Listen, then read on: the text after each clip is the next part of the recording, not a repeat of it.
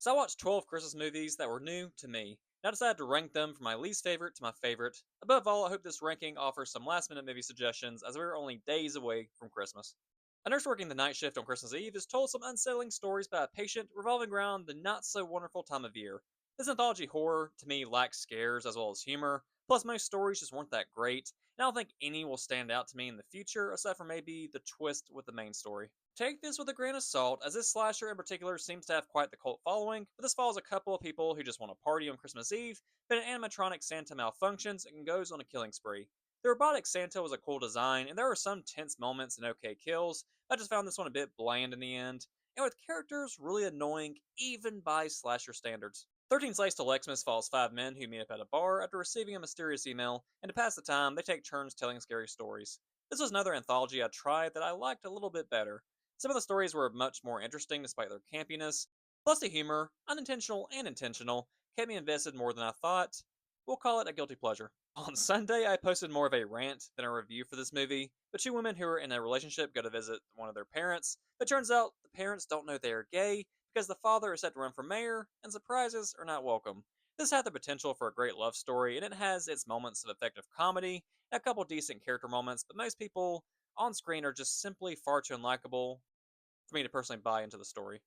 Mercy Christmas follows a man who appears to meet the love of his life at work, but when he goes to meet her family, it turns out that he is the main course on the dinner menu. This horror comedy delivers on a handful of laughs and decent practical effects.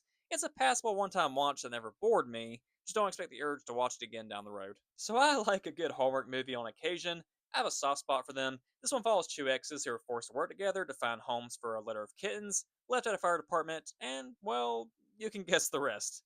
This one was fine. I've seen several Hallmark Christmas films I really enjoy, but this one was just okay. The characters and their chemistry just didn't work for me quite as much, but it was cool for what it was. On Christmas Eve, a family's movie night is hijacked by a stranger who wants to show off some of his favorite so called films, but they are far from festive. I think this is the last anthology on my list for today, but this was my favorite of the three. I quite enjoy this one. It suffers from similar things low budget films do, but I found all but one story fun to watch. This had a blast of a mix when it comes to tension and humor. Last Hallmark movie on this list, but my wife and I were into cat themed movies this past Sunday evening for some reason, and we both agree that this one was better. The characters had more chemistry, the story with the cat cafe was more fun and heartfelt. This just did a much better job catching those necessary vibes. Still cheesy as all hell, as you can imagine, but you have to expect it. Told from present day, Adair recounts one Christmas in the 1980s where he desperately tried to secure the new Nintendo video game console, which proved to be far from a stress free feat. This felt a little different as a holiday film for some reason. It maintains that typical cheese, but this was quite funny and I enjoyed the lessons it taught. Plus, I enjoyed the performances. This is one that will likely make you want to hold your loved ones a little bit tighter. I have a standalone review coming for this one on Christmas Day, but I was looking for something a little different, and this was my first time hearing of the 2005 gem. During the First World War, an unofficial Christmas truce allows three opposing groups of soldiers the chance to peacefully interact on Christmas and gain insight into each other's way of life.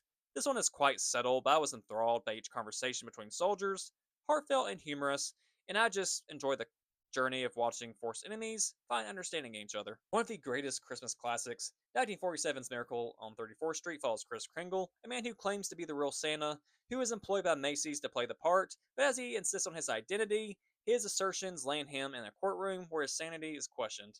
They do such a masterful job with the social commentary, but especially with how they tell this story in such a way that all age ranges should be able to have some fun with this viewing experience. Lastly, Claus was my favorite new Christmas watch of 2025.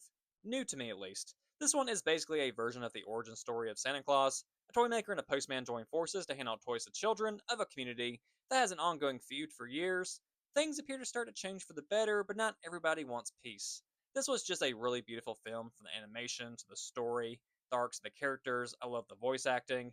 This is a hard film to dislike as it takes many basic holiday tropes and expands on them in some surprisingly unique ways.